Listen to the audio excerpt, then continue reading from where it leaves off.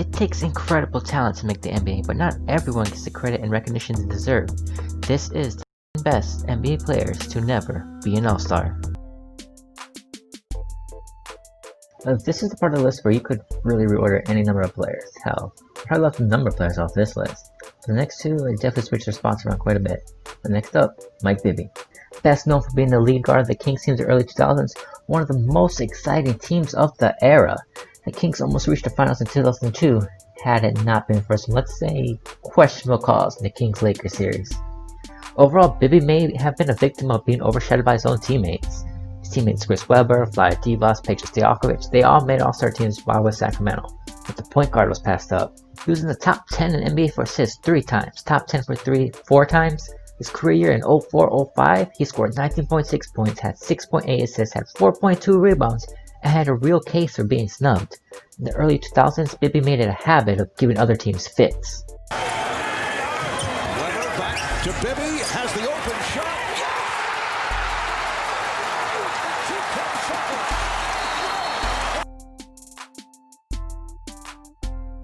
Jason the Jet Terry. Now right off the bat, he doesn't have any eye-popping statistical years that would warrant an All-Star selection, as his best scoring years was his second year with the Atlanta Hawks, scoring 19.7 points a game, but his value went far beyond scoring numbers. He has the second highest career win shares for any players without an All-Star with 102.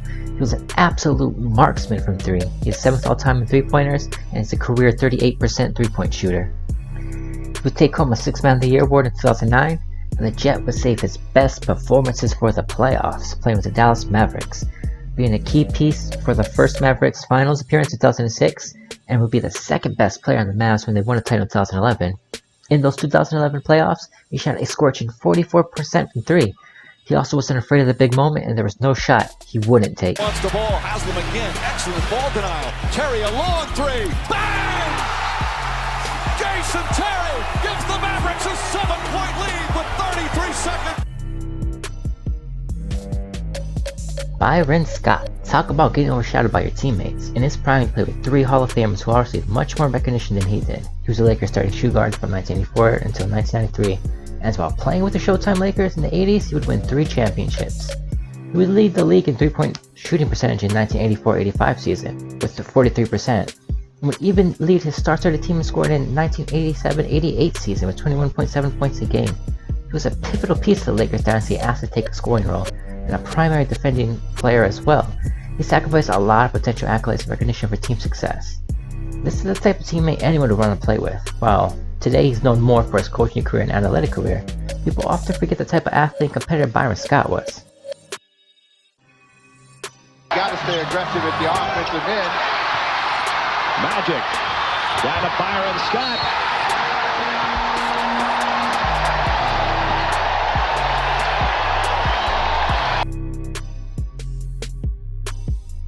CEDRIC Maxwell, the forward from North Carolina, was another player who got lost in the shuffle due to his teammates around him.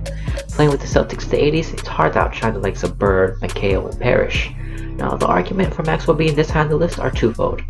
After the Celtics beat the Rockets in the 1981 finals, it was CEDRIC Maxwell who was named the Finals MVP after leading the team in scoring during the finals. He is the only player in NBA history to have a Finals MVP and to never be named to an All-Star team. The other thing many people may not know is that among all retired players in NBA history, CEDRIC Maxwell has the highest true shooting percentage of all time at 62%. And if you include active NBA players, he's second on that list to only DeAndre Jordan. Now, the only reason he isn't first on this list is he's never really had a huge statistical year in the regular season. His 78-79 season though, in which he scored 19 points, had 9.9 rebounds on 58% field goal shooting, would be his best opportunity to do so. Had he played for any other team, he easily would have been a 20-plus point scorer a night. No matter what though, he'll always have 1981. As look at this, 28 points and 15 rebounds. Roger Strickland is one of the most underrated guards of all time. As a member of the Portland Trail Blazers and Washington Bullets, which later became the Wizards, from 1992 to 1998, Strickland averaged 17.2 points and 9 assists. He has some of the most surprising All-Star snubs in history, and he's number 1 on this list because he has to have the most egregious snub in the history of the NBA. In the 1997-1998 season, he scored 17.8 points a game, led the entire league in assists with 10.5, and was named to the All-NBA second team. You can make the case that he was one of the 10 best players in the league that season, and he still can't make an All-Star team? That's tragic. Penny Hardaway had been voted in by the fans that season despite missing the majority of the season due to injury and having far worse production. Rod Strickland definitely deserved the All-Star spot somewhere. And when you have your peers speak about you with respect and reverence, that speaks volumes. Rod Strickland has performed at the All-Star level. Here comes Rod. Hello, 2 more. He's a total package. Oh, here it is, and there you go. You know, you'd be like sitting on the bench like, dang, how do you do that? Rod splits the D over the top. How did he do that? And that's the list. What do you guys think? Anyone I left off? What would you change?